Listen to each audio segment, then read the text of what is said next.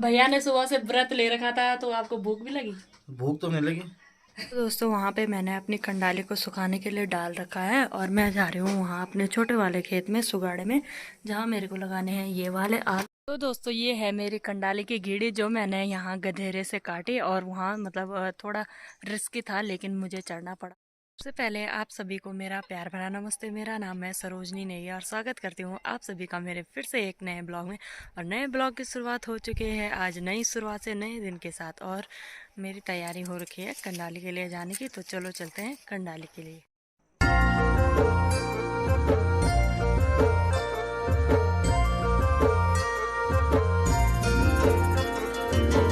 डाली डाली फूलों की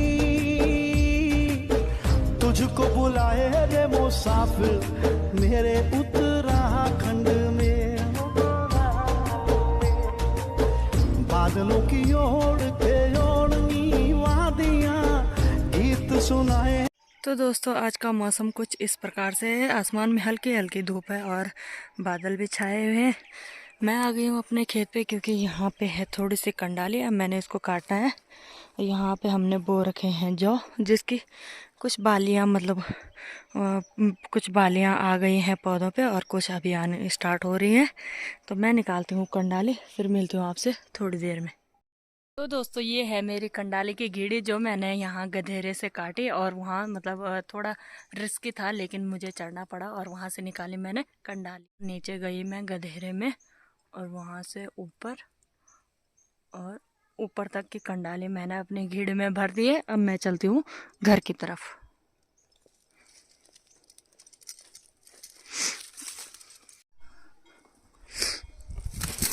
और दोस्तों ये वाला जो खेत है हमारा, तो यहाँ पे हमने रखे हैं, इनको बोलते हैं गढ़वाली में पत्थर, जो चौखट टाइप के होते हैं पुराने ज़माने में। इनमें इनको आंगन में यानी कि चौक में बिछाया रहता था। तो हमने जब नया मकान बनाया तो उस वजह से हमने इन जो बड़े पत्थर हैं उनको निकाल दिया था, तो यहाँ हमने इनको रखा है। वहाँ पे मैंने अपनी कंडाली को सुखाने के लिए डाल रखा है और मैं जा रही हूँ वहाँ अपने छोटे वाले खेत में सुगाड़े में, जहाँ मेरे को लगाने हैं ये वाले आलू। और मेरी सास जी वहाँ प्याज से खरपतवार निकाल रही है, और मैंने कुछ टाइम पहले वहाँ पे पालक बोया था तो वो किसी कारणवश जमा नहीं है, वहाँ पे मैं इनको लगाऊंगी। तो चलो चलती हूँ अपने छोटे वाले खेत में। और इसके अंदर से जो खरपतवार थी तो वो मेरी सास जी ने निकाल दी है, और मैं यहाँ पे करूँगी आलू की रोपाई। ये रहे आलू और इनको लगाऊंगी मैं यहाँ पे से कूट दिया। तो चलिए दोस्तों मैं लगाती हूँ इनको, उसके बाद मिलती हूँ आपसे थोड़ी देर में।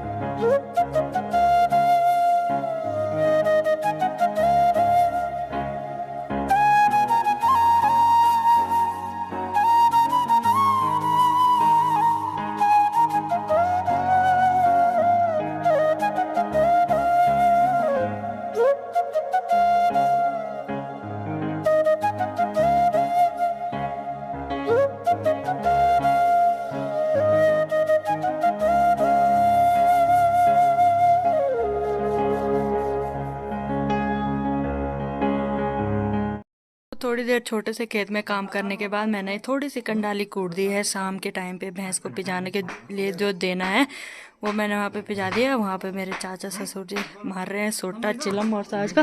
वहाँ पे बैठी है दीदी और यहाँ पे बैठी है मेरी सास। अब थोड़ी देर में हम निकालेंगे बकरियों का गोबर, और बकरियाँ अभी तक चरने ही नहीं गई। इसी इंतज़ार में हम यहाँ पे बैठे हुए हैं कि कब बकरियाँ जाएंगी और कब हम गोबर निकालेंगे। तो दीदी को कल बुखार आ रहा था पर आज दीदी ठीक है, इसलिए गप मारने आ गई ऊपर। तो मैं आ गई हूँ छत पे, और वहाँ पे अर्नव, हन्नी और संध्या भी आ गए हैं स्कूल से, और संध्या वहाँ से हाय कर रही है। तो मैं आ गई हूँ बकरियों की गौशाला में, और जो दीदी लोगों ने बकरियों के लिए चारा लगाया था तो इसकी जो बारीक सी लकड़ियाँ हैं इनको मैं निकाल देती हूँ, और उसके बाद निकालेंगे गोबर। बाहर पे है मेरी सास जी, और मेरी सास जी इसको खोदेंगी, और मैं इसको यहाँ पे मेरी सास जी ने इसको खोदना स्टार्ट कर दिया है, और मैं इसको यहाँ पे गड्ढा जैसे मतलब गट्टर जैसे बनाऊंगी।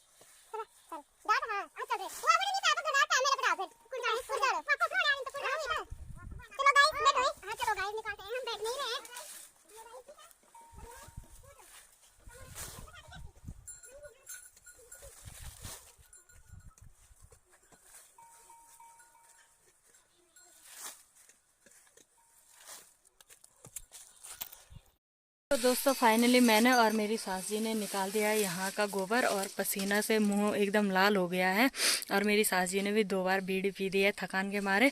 तो मैं दिखाती हूँ कि हमने कितना गोबर का गट्ठा यहाँ पे निकाला और इकट्ठा किया। तो ये वाला जो गड्ढर है वो हमने अभी निकाला, और इसको निकालने में कम से कम हमें 1-1.5 घंटा लग गया, और लोग चले गए हैं जंगल की तरफ लकड़ी लेने के लिए। और मैंने पहले ही ब्लॉग में आपको बताया था कि पलीत के लकड़े खुले हैं, तो इसलिए मुझे भी जाना है। तो मैं चलती हूँ, अब पहले खाना खाती हूँ, उसके बाद चलती हूँ जंगल। और मेरी सास जी अंदर डाल रही है फिर से सूखी पत्तियाँ। अब हमने इतना निकाल दिया, तो अब इनको दीदी निकालेगी अपने लिए। तो मैं चलती हूँ अब खाना खाने। तो दोस्तों मैं आ गई हूँ अपने किचन में, और मैं खाती हूँ अब खाना। मेरे ससुर जी ने कर रखा था गर्म पानी, और मैंने और मेरी सास जी ने धोए हाथ पैर मुंह। अब मैं खाती हूँ खाना, और मुझे नहीं लगता आज रेस्ट करने का टाइम मिलेगा। तो खाना खाने के बाद मुझे चलना है जंगल, तो पहले मैं खाना खा लेती हूँ फिर चलती हूँ जंगल की ओर। दोस्तों खाना खाने के बाद मैं लग गई हूँ सीधे जंगल के रास्ते, और मैंने खाना फटाफट खाया क्योंकि मुझे टाइम हो रहा था। और मेरी सास जी शायद छत में गई हैं खाना खाने, तो मैं एक बार उनको बोल देती हूँ। गाइस वो देखो मैं चल गया। तो चलो गाइस मैं चलती हूँ। हैं न्योड़ा वालो। चलो गाइस मेरी जेठानी जी लोग नहीं आ रहे हैं क्योंकि उनका है आज व्रत, क्योंकि हमारे चाचा ससुर जी लोगों के घर पे हो रही है पूजा, और जेठानी जी लोगों का व्रत है, तो इस वजह से वो नहीं आ रहे हैं। तो मैं चलती हूँ अब चढ़ाई पे। तो दोस्तों लकड़ियाँ इकट्ठा करने के बाद मैंने यहाँ पे लगा दी है अपनी भारी। अब मैं चलती हूँ आगे की तरफ, और दीदी लोग वहाँ पे कर रहे हैं मेरा वेट। दोस्तों हम आ गए हैं यहाँ पे, और यहाँ पे हम सब ने अपनी भारी को नीचे रखा है, और मैं और मेरी ताई जी और 2 दीदी लोग हैं। हम सबसे लेट हैं क्योंकि हम घर से सबसे लेट ही आए थे, और मैंने तो गोबर निकाला था, इस वजह से मैं लेट हो गई। तो दीदी लोग भी सुबह जंगल जा रखे थे गाय भैंसों के चारे के लिए, इस वजह से वो भी लेट हो गए हैं। और हम तीनों ने यहाँ पे रखा है। एक दीदी वहाँ से आ रही है, और दीदी के पास भी भारी हो रखा है। तो अब हम चलेंगे आराम आराम से, और उसके बाद आज गौशाला के लिए टाइम भी हो सकता है, लेकिन कोई बात नहीं, चलती हूँ आगे और फिर मिलती हूँ आपसे थोड़ी देर में। और दीदी के पास बहुत भारी हो रखा है, और फिसलन वाला रास्ता भी है, इसलिए दीदी जो जूते हैं वो उनको हाथ पे ला रही है, और दीदी के भी गैराल हो गए बस दोस्तों इतना ही है। मैं पहुंच गई हूँ घर में और वहाँ पे रख दिया है मैंने अपनी लकड़ी के भारे और मैं जा रही हूँ अपने चाचा ससुर जी लोगों के घर पे थोड़ा प्रसाद खाने के लिए। तो पहले मैं प्रसाद खाने जाती हूँ, उसके बाद जाऊँगी मैं गौशाला की तरफ। हाँ ना ना, अच्छा अच्छा। तो मेरी सास जी को चिंता हो गई थी कि मैं कहीं अकेली तो नहीं थी, लेकिन मेरे साथ दोस्त थे। अब तो दोस्तों यहाँ पे बनी है हमारी मंदिर और भैया ने मतलब पंडित भैया ने मेरे पे बांध दिया है ये नाला का धागा। यहाँ पे है हमारे ताऊ जी और उन्होंने सुबह से अपनी पूजा पाठ का कार्य संपन्न कर दिया है। तो मैं यहाँ पे मांगती हूँ प्रसाद और उसके बाद जाती हूँ गौशाला में। भैया ने सुबह से व्रत ले रखा था, तो आपको भूख भी लगी? भूख तो नहीं लगी ना नहीं लगी, वो तो भूख नहीं लगी नहीं लगी। और हमारे ताऊ जी को तो लगी भूख। भूख क्या होगी। वैसे दोस्तों उन्होंने सुबह से व्रत ले रखा था, इस वजह से मैंने पूछा कि उनको भूख तो नहीं लगी, लेकिन उनको आदत पड़ गई है व्रत लेने की, तो इस वजह से उनको भूख नहीं लगी। मैं खाती हूँ प्रसाद और फिर चलती हूँ गौशाला की।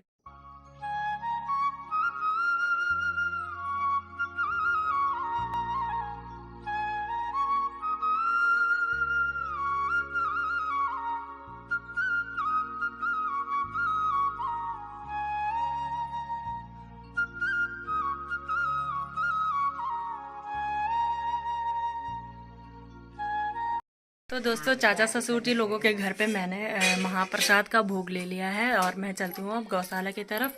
तो अब वैसे तो बहुत टाइम हो गया है, लेकिन कोई बात नहीं, चलती हूँ गौशाला की तरफ। दोस्तों अभी हो रहा है 6:16 का टाइम। मैं पहुँच गई हूँ गौशाला में। दीदी ने यहाँ पे रखा है घास और दूध की बाल्टी भी वहाँ पे रखी है।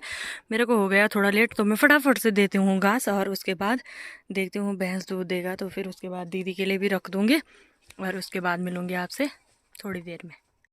तो दोस्तों गौशाला का काम निपटा के मैं आ गई हूँ घर पे और मेरा एक काम बहुत आसान हो रखा है। और काम इसलिए आसान हो रखा है क्योंकि जैसे कि मैंने आपको ब्लॉग में बता रखा है कि मेरे चाचा ससुर जी लोगों के घर पे पूजा पाठ हो रहा था, तो रात को अब वहाँ लगेगा देवता का मंडाण और इस वजह से हमने खाना वही खाना है। दीदी लोगों ने शायद बना दिया है तो हम खाना वही खाएंगे। तो पहले मैं नहा लेती हूँ, उसके बाद जाऊँगी वहाँ खाना खाने के लिए। और जो आज का मंडाण है वो मैं आपको कल वाले ब्लॉग में शेयर करूंगी आपके साथ, क्योंकि आज का ब्लॉग मुझे लग रहा है लंबा हो जाएगा। तो ब्लॉग को यहीं पे एंड करते हैं। होप आपको आज का ब्लॉग पसंद आया होगा। पसंद आया होगा तो अपने दोस्तों के साथ शेयर करें, लाइक करें, कमेंट करें, सब्सक्राइब करें। एंड अगले धमाकेदार मंडाण के साथ अगले वीडियो का इंतजार करें। तो मिलते हैं आपको मंडाण वाले वीडियो में, तब तक आप इंतजार करें और अपना ध्यान रखें दोस्तों। Bye bye.